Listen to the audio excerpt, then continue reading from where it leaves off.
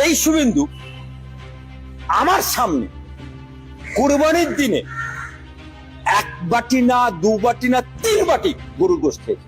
ইসলাম বিদ্বেষী নরেন্দ্র মোদীর দল বিজেপির অন্যতম নেতা এবং পশ্চিমবঙ্গের মুখ্যমন্ত্রী শুভেন্দু অধিকারী এবার খেলেন 3 বাটি গরুর মাংস।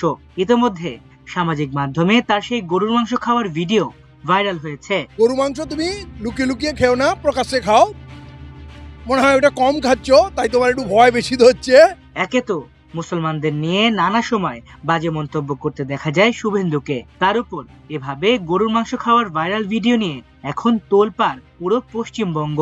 ভিডিওটিতে দাবি করা হচ্ছে বিজেপির এই নেতা মুসলিম পরিবারের সঙ্গে বসে খাবার খাচ্ছেন এবং সেখানে গরুর মাংস পরিবেশন করা হয়েছিল।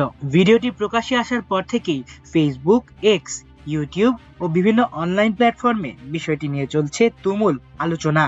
রাতে খাবে বলে আবার টিফিন কেরিয়া করে বয়ে নিয়ে গেছে। তবে ভিডিওটির সত্যতা এখনো স্বাধীনভাবে যাচাই করা সম্ভব হয়নি। কোথায়, কবে বা কোন পরিস্থিতিতে ভিডিওটি ধারণ করা হয়েছে সে সম্পর্কে নির্ভরযোগ্য কোনো তথ্য পাওয়া যায়নি।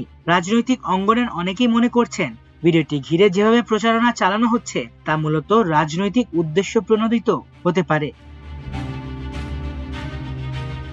অন্যদিকে সমালোচকরা বলছেন অতীতে ধর্মীয় ইস্যুতে কড়া অবস্থান নেওয়া নেতার বিরুদ্ধে এমন ভিডিও প্রকাশ পাওয়ায় সাধারণ মানুষদের মধ্যে তৈরি হয়েছে কৌতূহল। সামাজিক মাধ্যমে ভিডিওটি ভাইরাল হওয়ার পর অনেক ব্যবহারকারী বিভিন্ন ধরনের মন্তব্য করছেন। কেউ কেউ প্রশ্ন তুলেছেন, ধর্মীয় ইস্যুতে কঠোর বক্তব্য দেয় একজন রাজনীতিক যদি সত্যি এমন কিছু করে থাকেন তাহলে সেটি রাজনৈতিকভাবে বড় ধরনের বিতর্ক তৈরি করতে পারে।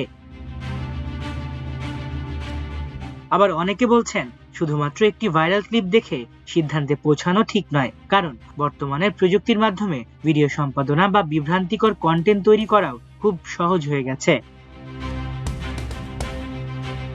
অন্যদিকে গত বছরের এপ্রিলে ঘটে যাওয়া কাশ্মীর হামলার ঘটনায় শুভেন্দু সরাসরি মুসলিমদের 260টি লাশ ফেলার হুমকি দিয়েছিলেন। এবার তিনিই কিনা নিজের স্বার্থে একে একে 3 বাটি গরুর মাংস খেলেন। ভিডিওটি ঘিরে বিজেপির স্থানীয় পর্যায়ের কিছু নেতাকর্মীর মধ্যে মিশ্র প্রতিক্রিয়া দেখা গেছে বলে সামাজিক মাধ্যমে দাবি করা হচ্ছে, যদিও এসব পোস্টের সত্যতাও নিশ্চিত নয়।